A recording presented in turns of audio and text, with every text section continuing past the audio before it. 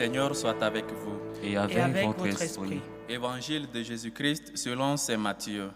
Gloire à toi, Seigneur.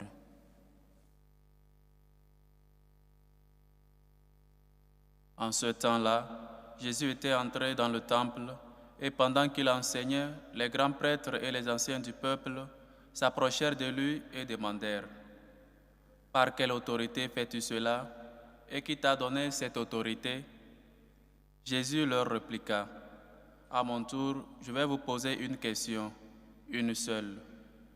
Et si vous me répondez, je vous dirai moi aussi par quelle autorité je fais cela. Le baptême de Jean, d'où venait-il? Du ciel ou des hommes? » Ils faisaient en eux-mêmes ce raisonnement. Si nous disons du ciel, il va nous dire « Pourquoi donc n'avez-vous pas cru à sa parole ?» Si nous disons des hommes, nous devons redouter la foule, car tous tiennent Jean pour un prophète. Ils répondirent donc à Jésus, « Nous ne savons pas. » Il leur dit à son tour, « Moi, je ne vous dirai non plus par quelle autorité je fais cela. »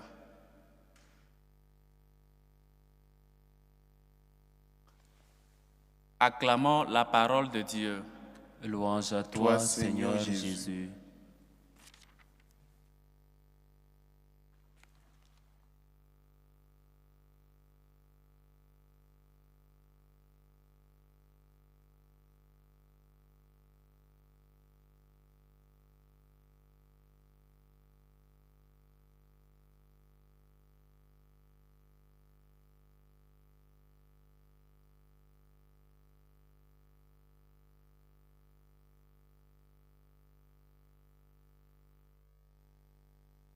Bien-aimés de Dieu, le Seigneur est tout proche.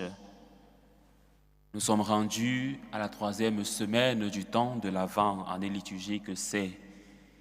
Et notre attente se fait de plus en plus pressante parce que le Fils de l'homme est déjà à nos portes.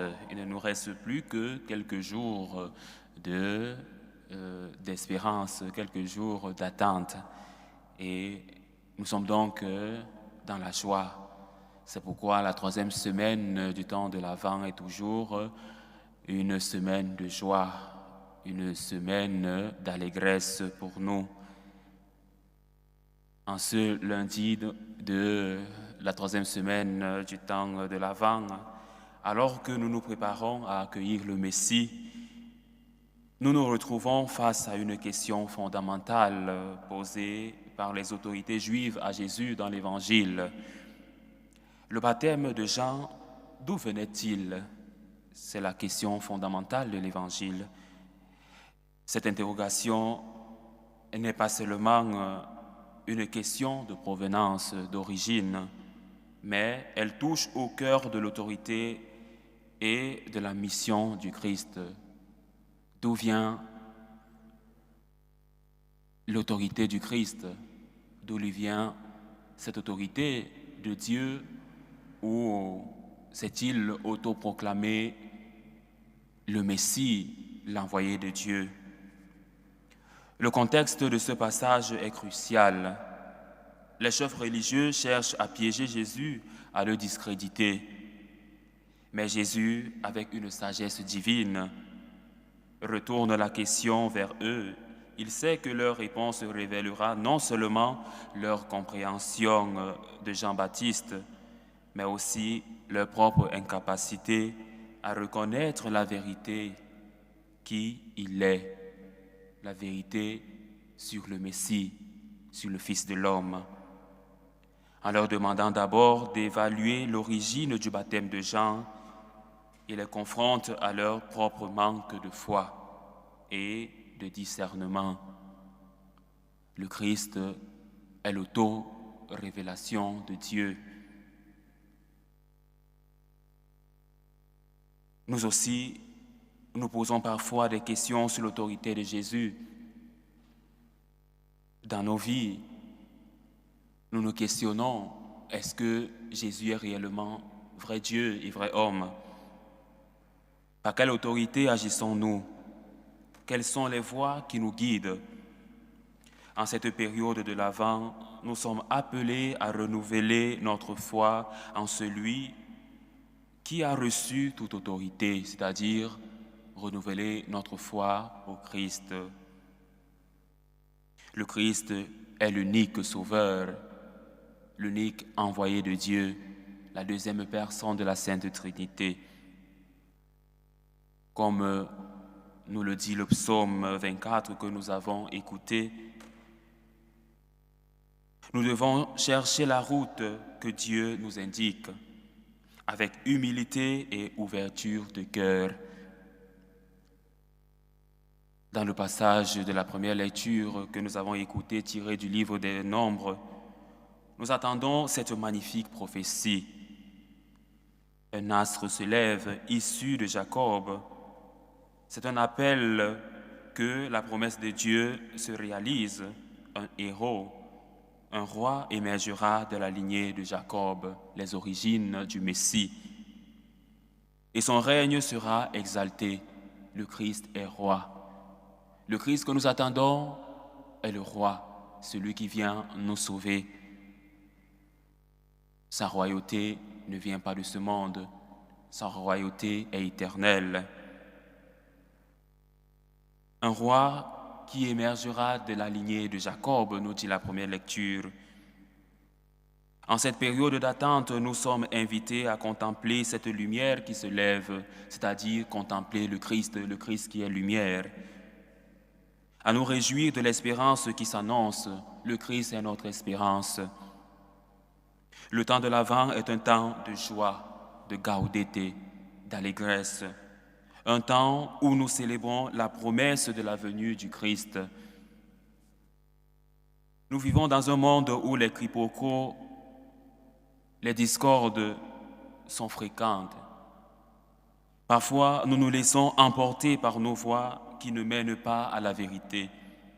À l'image des pharisiens, nous pouvons faire, ou en d'autres termes, nous pouvons nous laisser emporter par ces questions païennes.